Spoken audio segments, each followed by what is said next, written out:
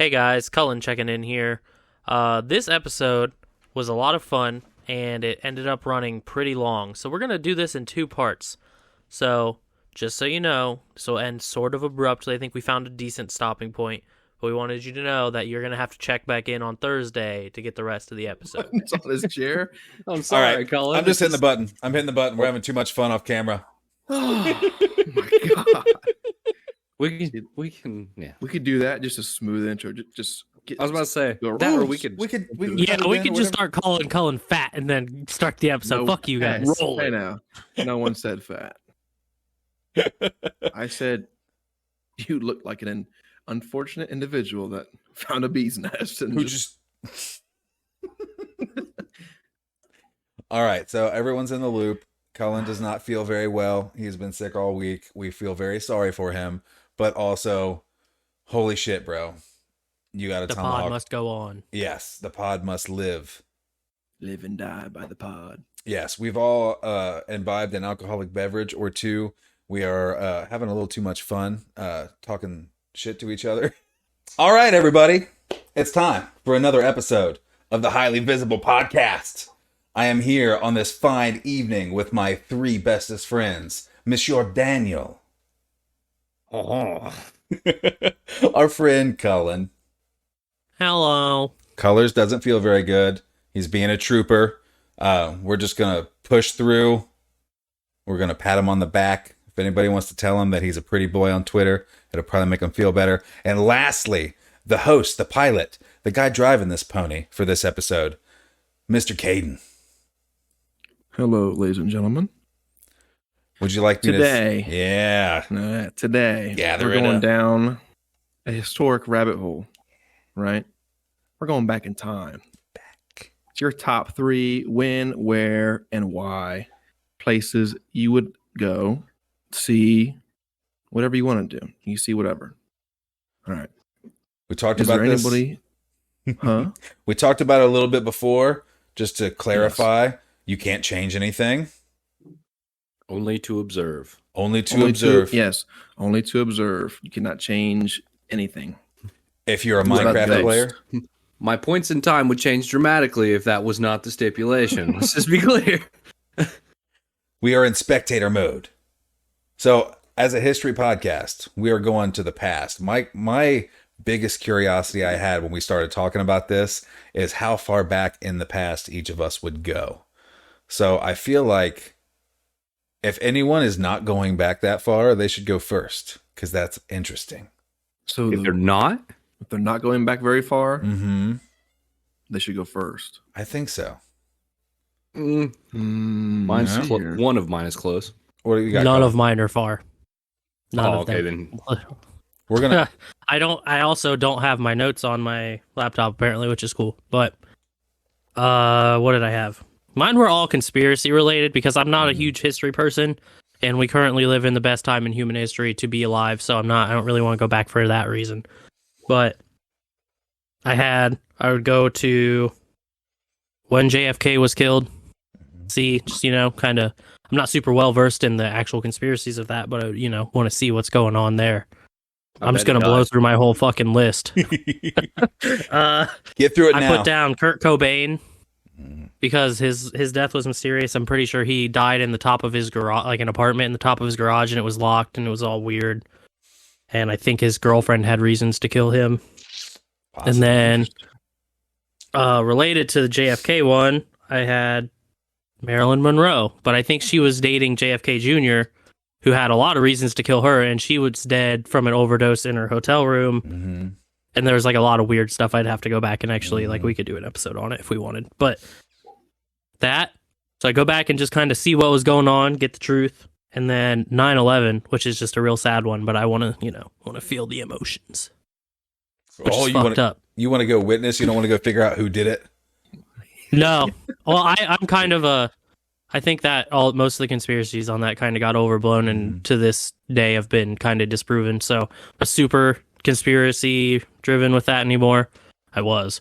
But Building 7. yeah, now I just kind of want to see how everyone feels because everyone's like, oh, you'd never believe, like, it's just a thing that you can talk to people about. And I was barely alive when it happened. So as you said, like, oh, feel the emotion, feel the temperature, or whatever in the room. Like, I've got like 2 of those. Okay. Like, only to be there to feel the weight of it. Because you have no base of comparison for something as heavy as something like that in our world. I mean, God, we're so fucking pampered. Like, what base of comparison do we have for just one of my honorable mentions was the liberation of Auschwitz. Like, to be there on that day. Like, I'm not going there to see the atrocities committed. I'm going there to see, the people who survived it and then were freed from it. Who, like, in Man's Search for Meaning, Viktor Frankl wrote about how man can lose everything and with the retention of hope can still find meaning and have a good life and all this. And his camp was liberated and all that. And it just to see something like it's the same. Like, I sympathize with what you said on that. I resonated for sure. I have a couple of those that's like not there to prove anything or anything, but to feel or to see the gravity of what actually happened. Absolutely. I would watch the atrocities because I have a serious.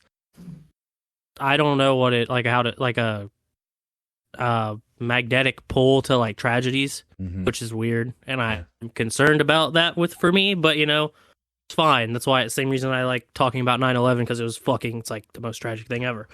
And that, yeah. And I also, speaking of things I put, the last thing on my list was Hitler. Like in his bunker when he died. Simple. Did he actually? In his bunker when he died. Yeah, did he actually die? Because it feels like someone with that much power would just have a body double that he placed or something that looked, like him. And everyone's like, oh, he's dead, but he's actually in a submarine in Antarctica, There's Crazy actually shit.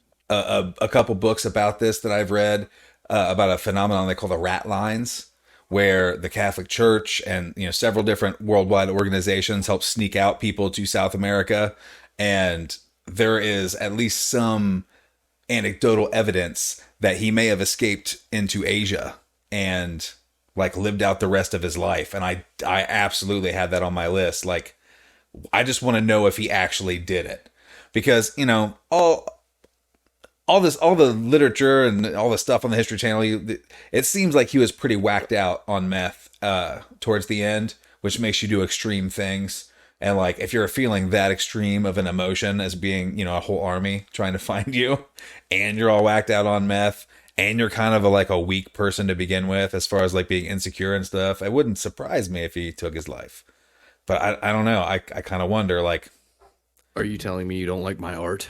See, I heard one of my relevant World War II historians that might work with us. He was telling me how he had his secretary shoot him after he took a cyanide pill, and she shot him, and they had all the Wehrmacht, soldiers burn him down, his bunker, all that shit. So apparently there was nothing left but crispy corpse, So hard to identify. Yeah, I had a real hard time picking 3. I kind of just picked 3 different types of things I'm super interested in doing, and then listed several different versions that I find all of them equally fascinating. Yeah. Should you spilled all of yours at once. Should we do one and why, and so we get some longevity here? I'm just saying, you spilled all your shit in one go. And I'm like, I'm not gonna be the long-winded history guy on this. No, I'm sick I too. know, but I'm saying, Thomas, fine. I know Thomas can stretch. You can give us some dialogue. So I'm like, don't spill all your whatever 3. Oh, for or sure. if you have, I have honorable mentions, you probably do. I do as well. I brought Give 12. us and Caden, I mean, you're driving the goddamn thing. Give us the one, why, and then we'll check somebody else. That way we can actually get some time out of this fucking thing. This is a cool thing. I like it. I have my girlfriend's top 3 as well. Ooh.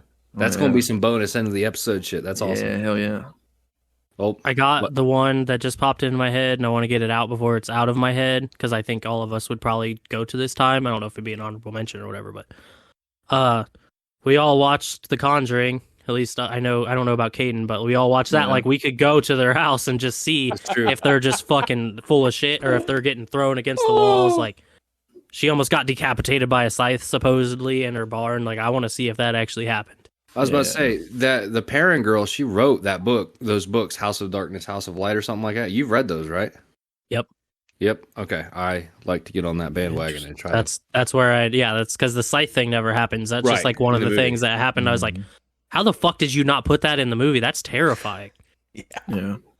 What never made sense to me was in the movie, like the girl's getting drugged by her hair by the ghost, and the guy's just like filming the whole thing. And I was like, so technically, like you're telling me that there's no video out anywhere. Like they didn't have a camera there. Actually, like he just like, I gotta get this on film. No one's gonna fucking believe this. Just getting shit whipped around the house with by her hair by this ghost. Like It just be like that sometimes. Yeah, that is interesting. I honestly hadn't really thought about that. Like the idea that you could go back and kind of prove or disprove supernatural things. I mean, I do have one supernatural. I'm kind of interested about the whole Jesus thing. I'm sure that's going to come up. I'm just saying it'd be interesting to see what was actually going on around that time. You ever found it funny? Like, why do we harp so hard on Jesus, but like none of us would ever be like, oh, I want to go see if Buddha sat under a tree or whatever the fuck he did. I don't know. Buddha has absolutely he's influenced and all that, and his teachings have been foundational for all the things you have to say to appease that crowd. Absolutely. But he has in no way been as foundational and as world changing as Christianity. Just is untouchable. If you could disprove a religion, if you could just wipe it off the face of the earth, which one of the modern religions do you think would be the most foundational to do it to? Probably the Depends one on where you where you're live. from. Yes. But I'm just saying, like, of the Western world and a decent amount of the Eastern world, Christianity, Judaism, and Islam, the three most, like, untouchable. You're comparing God to that of like an archangel. Two different classes, two different weight classes. There's also several different Buddhas, supposedly, and like there's more than one story depending on where you're from, and there may have been several different ones that were conflated into one person, and it would be a lot harder to track down.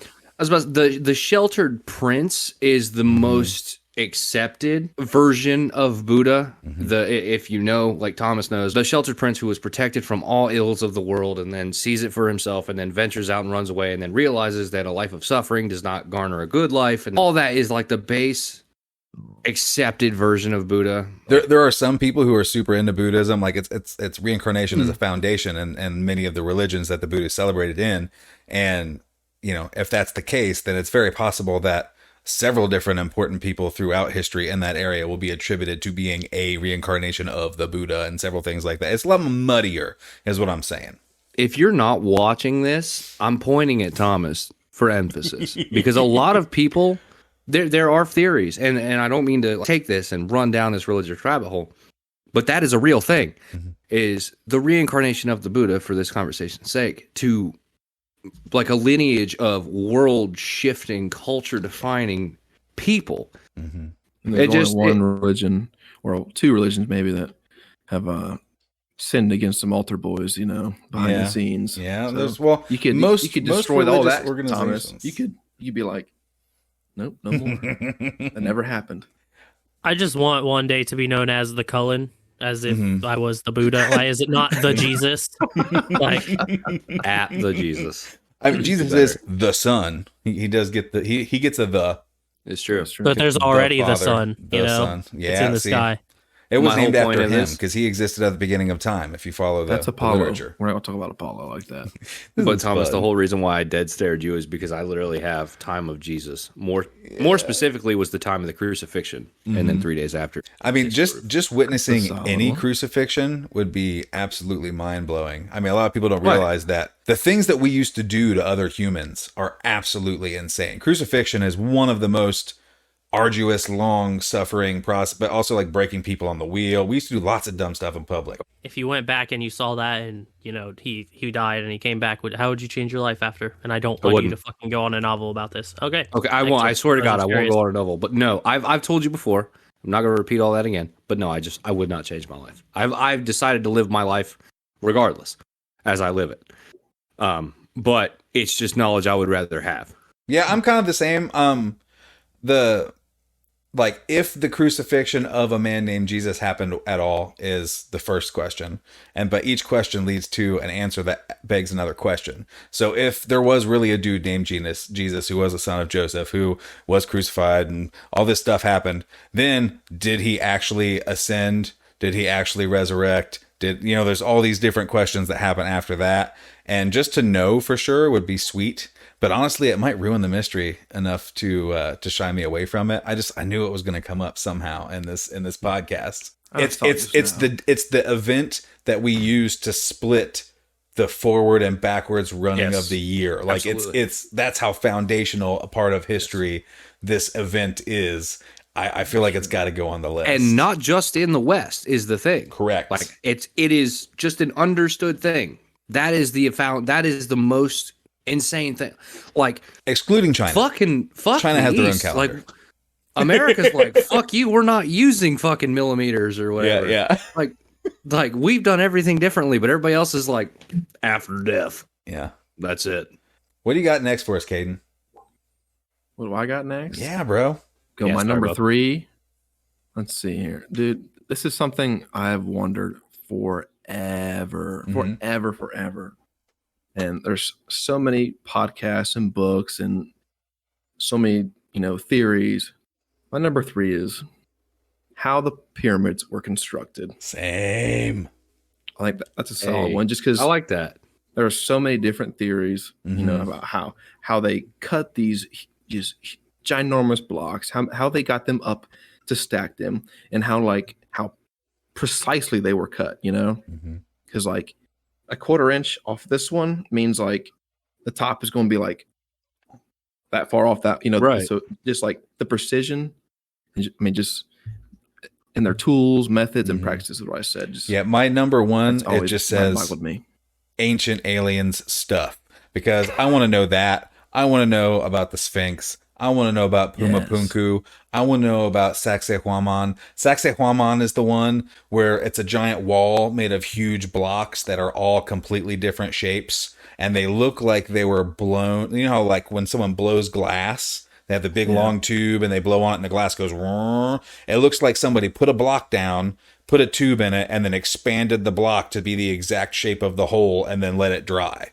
Like where is that? In South America. Puma Punku is the one that has the big cut puzzle piece blocks that are just absolutely freaking ginormous and have very precise drill marks in them. We don't know what they did to make. And all of those huge, Gobekli Tepe, was it created by a civilization? Was it created by a bunch of nomads who stopped there every year and added to it? There's a bunch of heritage sites that are just so old. There's no way to really know unless you see. Stonehenge, all of those things. There are so many of those. If they just offered me all of them, I would have to close my eyes and do this and pick because I couldn't make a decision. Caden, real quick. Yes, sir. I just want you to know that with that, I didn't even consider the damn pyramids, but you just fucked me up. I am an avid enjoyer of shooting.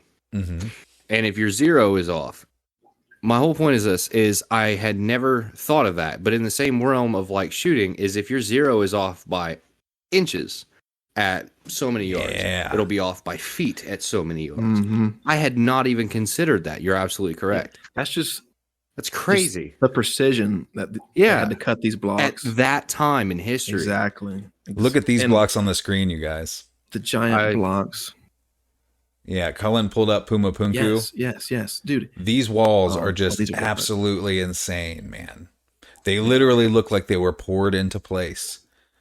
Some people think that it is some kind of a cement technology that it's so old and encrusted with sand and stuff over time that maybe we just can't tell it's concrete without cracking one open. And there's several different theories that people have about how they might have did that, but literally you can't fit a piece of paper between most of those blocks. Let's see what that actually is a picture of is all the fat cells in my body.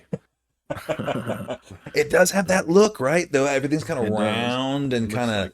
It does not look like it was based on right angles and orders of 12 or orders of 8 or the things that all the other structures that we see like the pyramids seem to have been based on. I don't know, just mind-boggling because like in the distance they had to at the quarry they got these stones from where they found like where like these blocks were cut out of. Yeah. It's like hundreds of miles away from the pyramids. Like, how? Oh, so they cut stone and transported it. Yeah. And built. I didn't know Yes. Mhm. Dude, Aren't there are the- theories that the pyramids, that whole area, Mhm. was all a sea. It was all water. So, that. like, Really? Like at the time Yeah. of their construction? Or mhm. bullshit? That they may have No way. floated it into place. There Yeah, are that's people a that theory. look at like maps and like the way like the ground, like the stone is like, it looks like where like water like washes up and like Yeah. it'll wash up at like, so it's like different levels along the shore and it retracts out to sea just from like erosion from like where water was Yeah. at, dude. Oh my god. Like, Well, and the That's Sphinx crazy has similar stuff. stuff too. The Sphinx appears to have what several people at least have said is rain damage. As in the Sphinx got rained on for so long that it eroded in that particular fashion. And the last time that it was green enough and wet enough in the Nile Valley to produce that kind of rain was more than 12,000 years ago, they think. So like the Sphinx might have been there before the pyramids by a long time. I was about to say, for the layman here, like what was the time of ancient Egypt? But 5,000. 5,000? But for Caden, like I don't know how much you know. I don't mean to like, or maybe Thomas, but like, aren't the pyramids? I don't know, and I'm not gonna pretend to know. But aren't they like aligned in some particular way for something? What is Most it? of them are aligned to stars and constellations. mhm. And See, as I knew that they were when they mapping built. stars. Yeah, at that time, but I didn't know that like the fucking structures that were ungodly to build at that time were also aligned with constellations that were away. Like we've got people back then who fire was still an exciting invention. Not really, whatever. But like these people are mapping stars, and now we've got people who are so fucking stupid. All they can, never mind. Shut up. Pulling it back, Dan. Pull Yeah. it back. I'm getting better at it. Stars Colin's were wide-eyed. very much more important. That's what I know to to stop. This is the thing I I've been liked thinking it. about a lot lately because we did all the space science tech stuff, and I was listening to Neil deGrasse Tyson for like a straight week, and like we are just now as a culture getting back into an obsession with the stars, but it existed in ancient times for a long time. They're finding all these sites in Mexico and South America where they have temple complexes as well that seem to align to constellations and whatnot. And they find these big pools and fountains all over the place in them. And people were like, I wonder what this was for. You know, maybe people like to hang out in these pools or blah, blah, blah. And then finally someone was like, these are reflecting pools. So at night they could look at the stars in the pool. That's how they have maps of stars that they drew. They didn't look straight up at the sky and then look down and recreate that. They looked straight down at these pools of water and had a flat representation of the stars. Is And that that's- what that means? Like I've heard that like a Mhm. reflecting pool, but I like is that the term? Is that where that comes from? I Like mapping mapping stars? I mean, yeah, because I was like, yeah. I've always known of that term, but I never knew what the fuck it I was think from. in modern times, like if you get a reflecting pool at your fancy house, it's to like give a reflection of your fancy house or whatever. But like, Oh, so it's because you're an asshole. yeah, these reflecting pools were kind of like ancient telescopes, basically. You know what I mean? And some of them were even circular, so you literally could see what the stars were doing every single night in this one area in this exact circle. Because most people who study these ancient cultures believe that they knew the world was round. So it makes Right. sense that they would look at it as a circle. You know what I mean? So that would be like the foundation of the constellations then. Yeah. Like the way that they could predict where the constellations would go over time, most likely is by recreating little star maps in your direct area. I mean, this isn't just South America or Egypt either. If you go to England, almost all of the towns in England have these suffixes that mean star. Some of them literally are star, like Alistar. You know what I mean? Like all these towns would be named something something star because that was the star that was directly above their town. You know what I mean? And like that's how they saw themselves fitting into the world as, you know, in the stars, which is super interesting to somebody who thinks that we might have been like transplanted here from another planet or something. All right. Who's next? I don't know. I kind of want to hear your number two because like you laid that out and then we all had stuff to add to it. My number 2? Yeah. All right. So we're going much more further into the future from the pyramids. I'm going July 4th, 1776. Really? The birth of this great country. All right. I want to witness the Declaration of Independence and discussing it, all that stuff, signing it.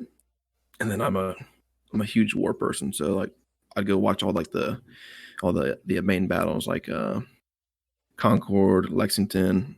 I want to see who shot the first shot, you know, because no one knows. It was Han. Everyone knows it was Han.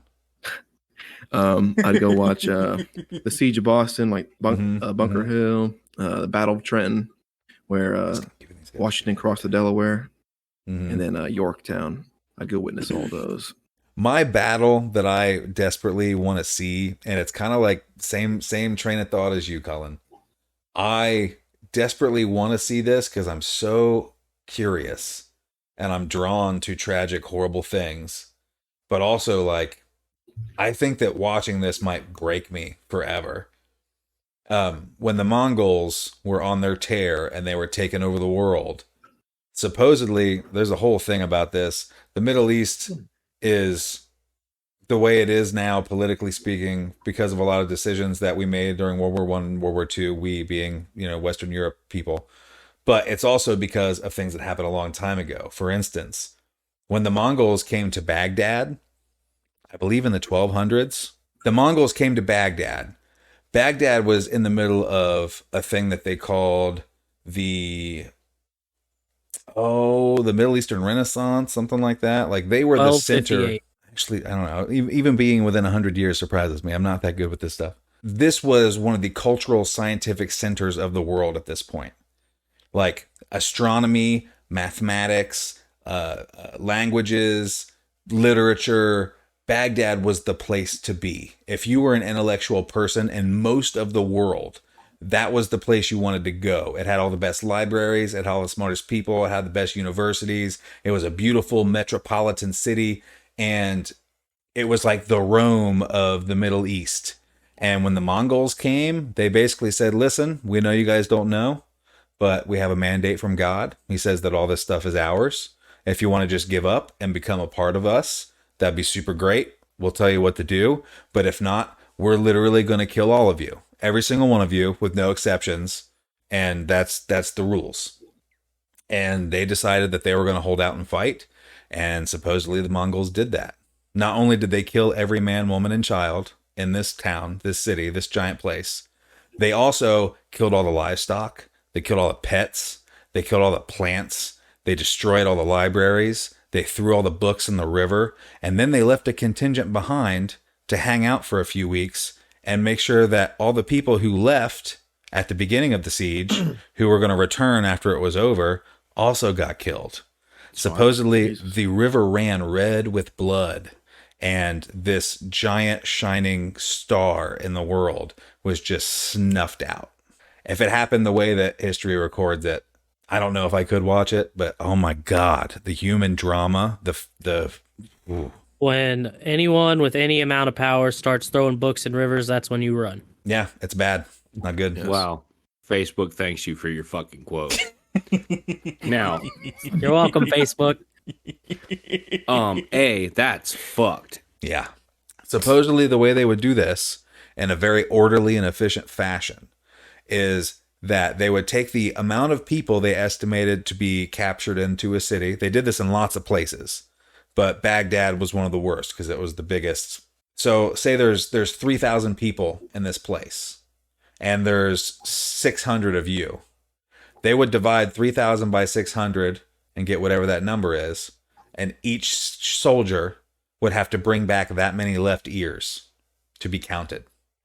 And if they failed to count their number, then they would lose their own or be punished in some other shitty, horrible way. But literally, they would just line them up in big lines. Each person would take their line of people out somewhere and they would just line them up. Done. And I don't know, I'm fascinated by this, like, did they feel bad? Were they celebrating? Do they see themselves as the saviors of the world, or did they see themselves as the scourge of God? I don't know. I'm very curious about all of that. The Mongols are crazy. That was pretty dark. It's super dark. If anyone's interested in the horrible story of the Mongols, the horrible, awesome, terrifying, amazing story of the Mongols, one of my favorite podcasts is Dan Carlin's Hardcore History. He did like a 36-hour-long series about the Mongols I've listened to so many times. So they collected their left ears. So like, you killed 10 people, you killed 10 people, you killed 10 people. Oh, you killed 9. Yeah, we're taking your ear now to make 10. So Yeah, that's and that's the thing about Mongol culture that I find fascinating is that supposedly they were, this brutal and this crazy, but also supposedly they were a completely ordered society. The punishments for things were outrageous, but people just didn't break the rules. Supposedly when the Mongols ruled their big giant stretch of half the world, a 5-year-old girl could walk down a Mongol road with a basket of gold coins on her head and make it from one place to the other without anybody fucking with her, because they knew that if anybody got caught being a bandit on a Mongol controlled roadway,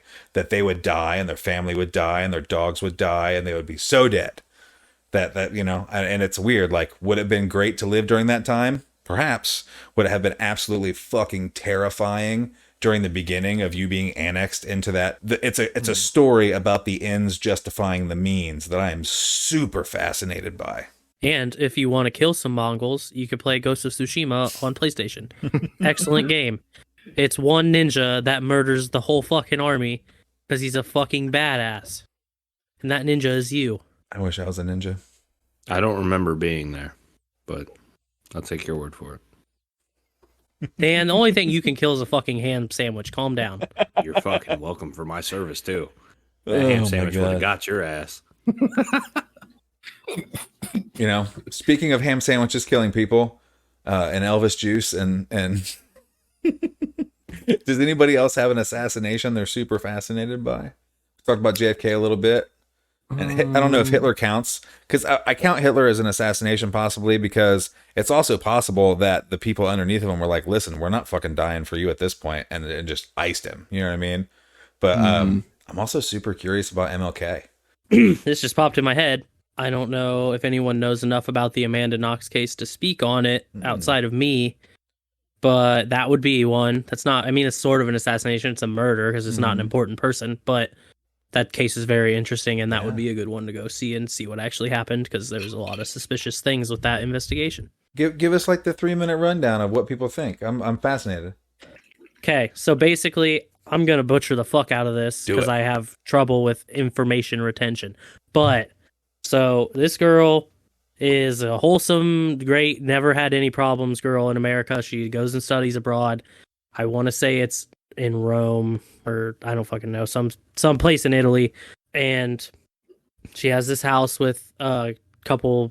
I don't think they also traveled abroad. I think they were just locals that were around her age, and one of them died, and they claimed that it wasn't her. They don't have any proof to get it to be like to pin it on her. I don't know. There's a lot of stuff about it. I might fucking cut back into this with an actual explanation because it's very interesting. Just a real. I figured it was big enough one of you would know what happened more than I did, but it's fine. Yeah, I go on like real true crime jags where I'm obsessed with it for weeks and weeks, and then I'll just like not think about it at all for months. I don't think I remember her name. Yeah, that's a big one. I think it's a Netflix documentary. Interesting. I just realized I have the internet. I don't have to explain this to you from my head. Amanda Knox. Amanda Knox? Yes. Well, say my girlfriend turns on Forensic Files to fall asleep. Mm-hmm. So I'm sitting there like watching it, and she falls asleep. And then I come in here and get on my game. Yeah, I can't quite place the name. It's kind of crazy if it's a famous case. Amanda Knox. You got any I think that assassinations? when anybody says Amanda is the Amanda, please. Amanda, please. My Amanda association is from Friends. There is Chandler's mother is a transvestite, and I can't remember who it is. I think it's Rachel, but they're like trying to figure out who she is because no one's introduced them or whatever. And she walks up to this really, really tall woman. She's a fine looking woman, but she looks like she's a little bit mannish maybe, and it's not the right person. And she goes, "What's your name?" She goes, "Amanda." And Mitch goes, "Oh, that makes so much sense. A man, duh." Super 90s, super tasteless, but I don't know why that sticks in my head. Hi, my name's Amanda. Mm-hmm. Okay. I don't know if I know any Amandas. I don't know if I've ever met one. I've only met one, and It's not good. On November 1st, 2007, Knox was supposed to work. She worked at a bar. Her boss texted her, said, "You don't need to come in that night." So she went to her boyfriend's apartment for the night. Next day, her and her boyfriend go to the apartment where she actually lives, not her boyfriend's apartment, around noon. They found the front door open, windows broken, blood in the bathroom. Knox called the murdered woman's phone, but there was no answer. Then she called her third roommate. Then she called her mom in Seattle, who told her to call the police. So 2 officers appeared at the scene. They were postal police officers used to investigating postal crimes, not murder investigations. That's a good way to get some fucked up evidence. They entered the apartment to investigate and kicked down the door to Kircher's room. Inside, they found Kircher's body on the floor, covered in a duvet that was soaked in blood. So Amanda Knox is the killer? Allegedly, but also no, because she got acquitted twice. What's a duvet? Oh, a duvet is a comforter. What's a duvet? You don't know what a duvet is? I second that. You uncultured swines. It's a French duvet. Is. You use a douche. I know what a real douche is. douche. Douche. A duvet is like a tiny sheet that goes around a comforter, so you can get a nice, pretty new comforter. That's a duvet cover. Because it what's the covers difference? a duvet. A comforter is a Oh, duvet. is a duvet a comforter? Yeah. My grandma taught there me. you go. So it's what rich people call blankets. It's a specific type of blanket. Swine. It's a very I like seeing thick, Colin get knocked off his down-filled horse. blanket that you don't want to wash in the washing machine because it'll Listen. fuck up your down. That's why you put a duvet cover on it so you can just wash the cannot cover. have the scent of poverty coming from my duvet. You're not wrong. I mean, old wet goose feathers do smell like poverty. Old wet anything smells bad. Dude, I got a weird thing that I have to tell somebody about. Something happened to my dishwasher, like the cycle got interrupted or something, and we didn't notice. And like we got a bowl of cereal at like 11 at night, and we're like in the kitchen in the dark eating a bowl of cereal, and both of us are like, "What is going on? Something smells weird. Does this cereal smell weird?" And like eventually we realized it's the bowls. The bowls just smelled like your hands smell after you pet a dog for too long. And we couldn't figure out what it was. And then we opened the dishwasher and we noticed there was a bunch of water on the bottom of it still. And we're like, "Oh, it's just like old, dry fat." Musty. Yikes. Do you clean your dishwashers filter? What did I say? I thought I just tripped over my word. Did it? Your dishwasher. You said jizz washer. That's what I heard. Dishwasher. I heard douchwisher. You I think clean that should be the episode's douchwisher. name. The Douchwisher. douchwisher. Yikes. Dishwasher. You better get that motherfucker cleaned. Do you clean his filter out? I haven't, and I also was looking up like you're supposed to wash your washing machine and your dishwasher periodically. I didn't know you're supposed to do that. They're not You can buy self-washing. pods. Yeah, absolutely. You can buy pods for especially front load washers. You can buy pods to put in for and it'll do it for like color. You And run yeah, empty. most of them have self wash cycles, but dishwashers are absolutely important. Absolutely, because that like literally you're putting your dishes in there to be cleaned. Like I'd rather wear pants that smell like bullshit because you can wear them outside and they'll be fine. You know they'll air out. But when I'm your gonna heat up bowls this- smell like dog fur, it's bad news. Exactly. I'm sorry. All right, let's get this back on the fucking road. Let's get this. Back on track here. Cullen, do you have any more on your list? I'm looking for mysterious assassinations. You know, I'm trying to get Thomas's answers. Okay. Oh, I have a bunch of Someone wants to historical fill time. mysteries that I do want to go over, like the have Mongol what? thing. Okay, there you go. Historical mysteries. Do you Go guys ahead. know about the Bronze Age collapse? No. During the Bronze Age, a whole bunch of cultures just kind of collapsed into smaller fiefdoms out of nowhere, it seems, and no one really knows exactly why. Some people blame climate change and like a drought or a cold season for a decade that ruined crops and stuff like that. Some people talk about how it was the sea peoples, who no one really knows who they were, that came and started raiding from the coast everywhere and disrupting trade and ruining empires. And there's just this civilization is rising and rising and rising and rising and rising, and then all of a sudden it's just like and levels out for a little bit, and then it takes a while to recover and rise again, and no one knows for sure exactly why. I'm super curious about that. Go ahead, Dan. good. No, you're fine. What do you got? Nope, never mind. I think it might be behind a paywall. All right, fuck you then. For Caden, you're into history, obviously. Yes, sir. Thomas, you're obviously into history. Cullen, you're useless. Into conspiracies. Yeah, you're into OKC bombings and fucking whodunits. I'm just kidding. I'm fucking with you. But the point is, like, okay, if we're talking about kingmakers and empire builders and destroyers and things like that, what do you think? You two, while we're filling the air here, what do you two? I'll start with Caden, since Caden's had the least amount of airtime here on his episode there, King Caden. What do you think is the most crucial period for empire building, king making? No one cares about you, Colin. What do you think that period would be, in your opinion? No, it doesn't have to be factually correct. Nobody cares about accuracy here. Half of us are drunk. What's your ideal? Like the time where, history has been shaped the most. Like empires rise and fall, kings made and destroyed, kingdoms divided off. Like a hinge point, right? I'd say probably the Roman Empire. I would say the Romans. The Romans. Okay. Just like going from like Aurelius to Commodus, or well, I guess Aurelius is Marcus to Commodus, or do you? Well, I'm thinking like, you have your ruler, and then you have a Senate. It's kind of like debates what we should do. That you should do this. No, we do this, and like sanitary areas, like where they all shit.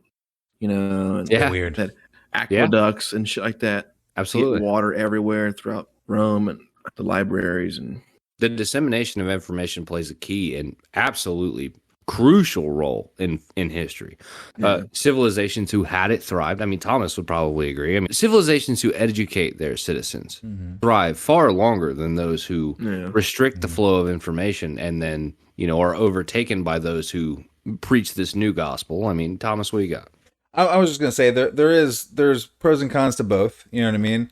Like having an educated class absolutely does what you're saying, but there are also lots of cultures who would make sure that there's definitely an uneducated underclass to fuel all of the things that the educated class decide are the good idea to pursue.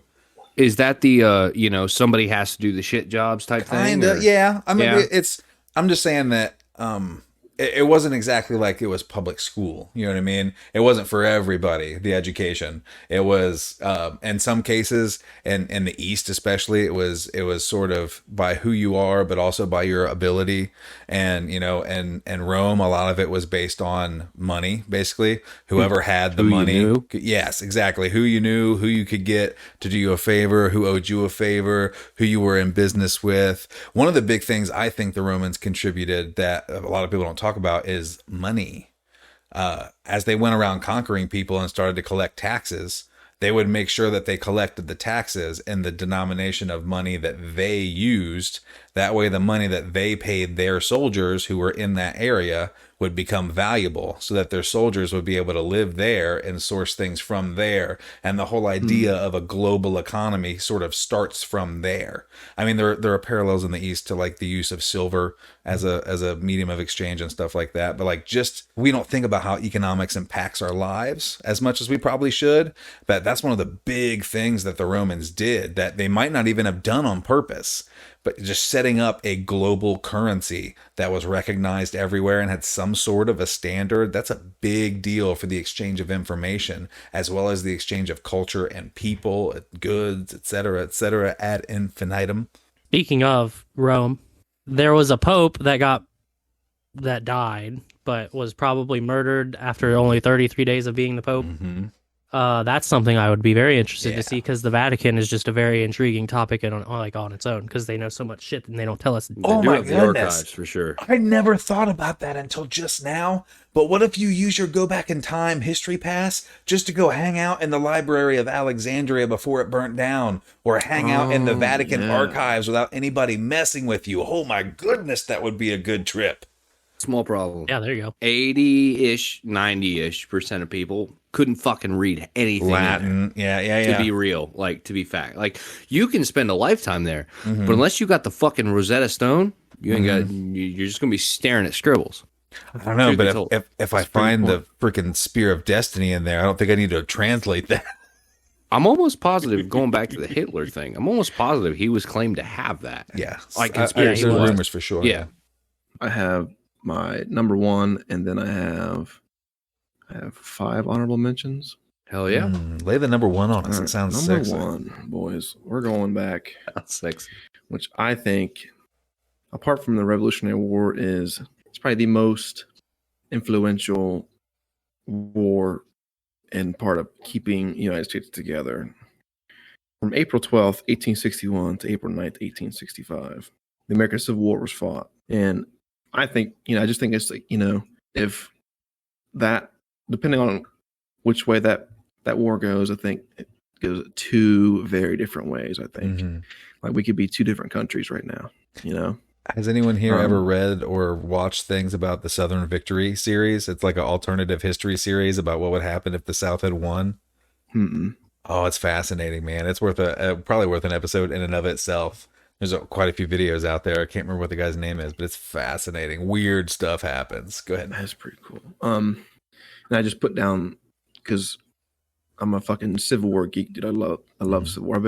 I've been to Gettysburg, I've been to Antietam, and I've been to Manassas. I'd like to go to at least some of the ones in Tennessee. Mm-hmm. I'd go witness First and Second Manassas. I'd go to the Battle of Shiloh, Antietam, Gettysburg is probably my favorite one. And then afterwards, I would watch Lincoln's Gettysburg Address. Mm-hmm. And then I would go to the Siege of Vicksburg, the Battle of the Wilderness between two of the greatest generals in American history, Ulysses S. Grant and Robert E. Lee. Mm-hmm. Battle of Cold Harbor. I really like to see Sherman's March to the Sea, mm-hmm. where he marched, I don't know how many thousand miles and just burned everything in his path, Mm-hmm. all the way through to Atlanta. And then I would witness the treaty signing at Appomattox Courthouse. Mm-hmm. That treaty signing, it's got to be one of the most tense things that's ever happened in human history. Exactly. I would be really interested just to be on the battle lines of any of those battles, just to hear what the soldiers were talking to each other about. You know what I mean? Yeah. Like I don't know if you got anything that some insight you could give us, Dan, but were they just there for a paycheck? All of them? Were they just what do you talk about while you're waiting to go do something dangerous with your butt? You know what I mean? Do you think With that your they butt. were It's something dangerous with that ass. I was gonna say your buddies, your Just a comrades, weapon. whatever. Yeah. But you know what I mean? Were the people on the North or the South having the same exact conversations while they were waiting for the battle to start because they were just soldiers? You know what I mean? Or were they? How charged with the ideology of the battle were they? How much did they care about the things we think they cared about today? You know what I mean? You ever seen the Free State of Jones? No. I think that has to account for a decent amount of troops on both sides. Yeah. People are just sucked into it. Yeah. Ooh. Yeah. Like the Free join State a of team, Jones, go all in. It's more like a Southern man. He's like, I don't fucking own slaves. Mm-hmm. 2 of my kids have already been killed in this war. Mm-hmm. I have no stake in it. Why the fuck am I fighting it? Yeah, absolutely. I think that had to have the psyche. That mentality had to have the psyche of, I don't know half as much. I'm not going to claim to as much as like Caden would know, because he's definitely more into history. He knows more fucking battle names than I could have possibly retained from history class. Hell yeah. Yeah, that mentality, that fucking not my pig, not my farm, hashtag Cullen, had to at least be in the minds of a decent amount of troops. Had to be. Yeah, and not you, even the most devout followers of the South or the North, aren't that committed to the fucking no, they are committed to the fucking message, but you're not going to get an entire army that committed to your message, is my whole point. Yeah, and there are absolutely all these people on the North who are super racist.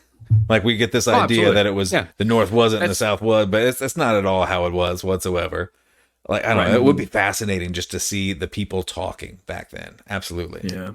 And I think this is the only war, other than maybe like on a smaller scale in the Revolutionary War, like whole families like choosing a side, like, because there were the border states, I think West Virginia, Kentucky, and then whatever's west of Kentucky. They're border states, so either like they're not for, they're not against it, but either you're gonna fight or not. So, you had brothers shooting at, fighting each other, cousins, uncles, you're fighting your own family pretty much. A lot of these guys. On a similar tip too, you got freedmen fighting for the North. You know what I mean? Like, that's got to be super intense as well, right? Like, you're literally like fighting not just for you and for your family, but like for every single person who's been through what you've been through. That's got to be pretty crazy. Yeah. And I think a lot of the guys, like at the start, it's, hey, we're going to do this, and then maybe Dan can attest to it, but I think like once you're there, it's not so much like what you're there for. It's you're fighting for the people beside you. You know what I'm saying? Yes, sir. They always, but the people running the show know that. Yeah. That's the problem with that mentality. It's absolutely all encompassing. It happens every time. But the people who run the war, run the war. You know, the generals, the people who make the deciders in the situation know that when faith and belief in the vision fails, loyalty to those you are with, those that you are afraid to see die, will not fail. Yeah, there's also interesting things about the Civil War too. Like you're talking about Sherman's march across the thing. Like that wasn't soldiers lining up on each side of a street and deciding they're going to have a battle. That was like people fighting for their homes and stuff like that too, right? Oh, yeah, they salted the earth. They burnt down farms, they destroyed Atlanta. Atlanta was, leveled. Yeah. They just destroyed everything. Yeah, so fuck it's like, you, Cullen, and your favorite team. I don't know if you guys have seen. I've seen this movie probably 50 times. It's called Gettysburg. It's like it's a 4-hour movie. I think we watched it on the way to DC in my 8th grade year, and ever since then, dude, I've been in love with this movie. It's got Charlie Sheen's dad plays Robert E. Lee. God, it's such an awesome movie. Just the depth they go into, like with the first, second, and third day of Gettysburg, and how they get there, and all the just like the communicating, like these two armies are just kind of filing into like this battle, and they get to the battlefield, they're kind of just going in, and like you got Robert E. Lee riding in the back, like what's going on up there, and there's runners just back and forth. Hey, this is going on. Tell him this. He's gone. Another guy's like, oh, these guys are moving this way. All right, tell him to do this. It's just nonstop. Yeah, the old school horse version of texting. Yeah. So, shout out to my girlfriend's uncle. He is a ginormous Civil War guru guy who wrote his own book about Gettysburg. It's like a fan fiction thing from my my knowledge. He loves the Civil War and Abraham Lincoln so much. He has a painted portrait of Abraham Lincoln above his bed. That's awesome, man. My man fucks with the Civil War. That sounds like a bad that mama joke. Like, you fucking love the Civil War. Abraham Lincoln so much, you got a painted picture of him above your bed. That's cool, man. And you wrote a novel about it. Man, you wrote a novel. Historical fiction. I knew what it was called. Fun, I would shout it out. That's awesome. Yeah, there's a really cool book series. I actually got put onto it by a driver. It was like a big 7-foot tall biker looking neck tattoo, like, missing his front teeth, like looked like a real hard dude. Yeah, like a Hell's Angel type guy. And we started talking for a few minutes, and then we started talking about history and books and whatever. And this dude showed me a picture. He has a whole like bookshelf in his truck, like 50 books. You know what I mean? And we talked about this series he liked so much, and about how family. You're talking about that too. About how families are on either side of a war, and like whole families will fight. And there's a series that is about a family who were in like the very first naval confrontations of America before America was the United States of America, and like how their family generation after generation is going through the naval and air services at those times, and it goes from the beginning of America all the way up through Desert Storm. It's really cool. I think my favorite one was called Annapolis, which is the city where they have the Naval Academy and stuff. But those books are so cool. Annapolis? Is it Annapolis? It might be. That's just like that's the city in one of my favorite fiction books. Yeah. I'm pretty sure that's what it was. I could absolutely be wrong. But it was just cool to hear.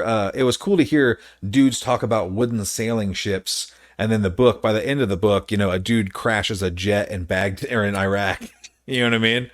And it's the same family all the way through generation by generation. Very interesting. Another cool thing. So like I said, my favorite battle is Gettysburg, because it was the bloodiest battle.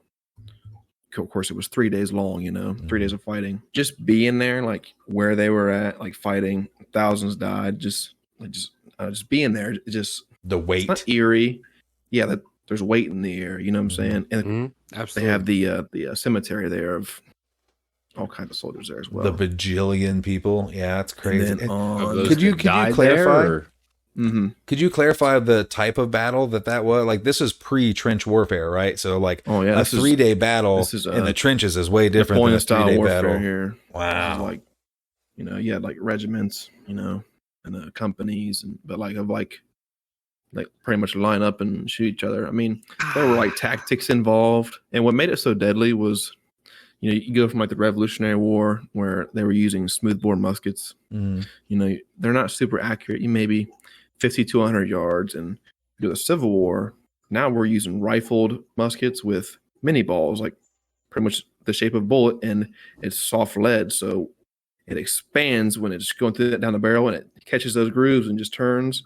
Now you go from 50 to 100 yards to 500, 600 yards accurate. You know what I'm saying? We're fighting with the same kind of strategy, but with different tools. You know what I'm saying? Yeah, that's interesting. That's why it's so deadly, you know? Because we hadn't realized that we need to hide yet. Yeah. So my dad and I, we were on a Cemetery Ridge. I'm not going to take time to explain it. You know, there's a whole, the battle line. So there's a Cemetery Ridge where the Union was holding off the Confederates. I forget what troop was there, but there's a bunch of cemeteries or headstones, you know, of like the units that were there, the companies that were there. And the 4th OVI, which is the 4th Ohio Volunteer Infantry, Company K from Maryland, was there. And that was pretty fucking cool to see. That's crazy. So I wonder what the population was at that time. Yeah, we might have to bleep this out, huh?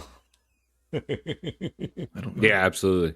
That's why I feel completely comfortable asking, were they all also high on they did this? They didn't have roasted. They were still using morphine back then. You guys can. Morphine, people got hooked on morphine during wars during this time, and then they invented hair to wean people off of morphine. And then we need something less severe that'll still kill you. That's why it's called hair, as in it was going to be the heroic thing that saved all these ex-soldiers. Thank God for that. Yeah. Thank God for hair. Here you go, Colin. Got that shit. Yeah, I feel like we don't reveal our town until we have 1,000 subscribers. Absolutely. Also, join the Discord. See what Caden is sharing. That's a good point, actually. I didn't think about that when I said not considered. Not doxing ourselves. Yeah. It's over. That's it. That's all we got. If you like this episode, which I'm sure you did, you can find the audio version of this podcast on Apple Podcast, on Spotify, on Deezer, and Podchaser, and all the podcast apps. If you want to watch all of our eyebrows dance while we listen to each other talk, you can check out the video version on YouTube. Just search Highly Visible. You can find us on Facebook. Search for Highly Visible Podcast. Give us a like. Show us that you care. If you want to find us on Twitter, you can find us at HighViz Podcast, or individually at HighViz Caden, at HighViz Cullen, at HighViz Dan, or at HighViz Thomas. You can find us on Instagram at HighViz Podcast, or, you know, if you don't want to write all that down and, you know, you're not going to remember it, just check us out on Linktree. Linktree/Highly Visible. Everything we got, it's all right there. We hope you enjoyed it. We're glad to have you. Hope to see you next time.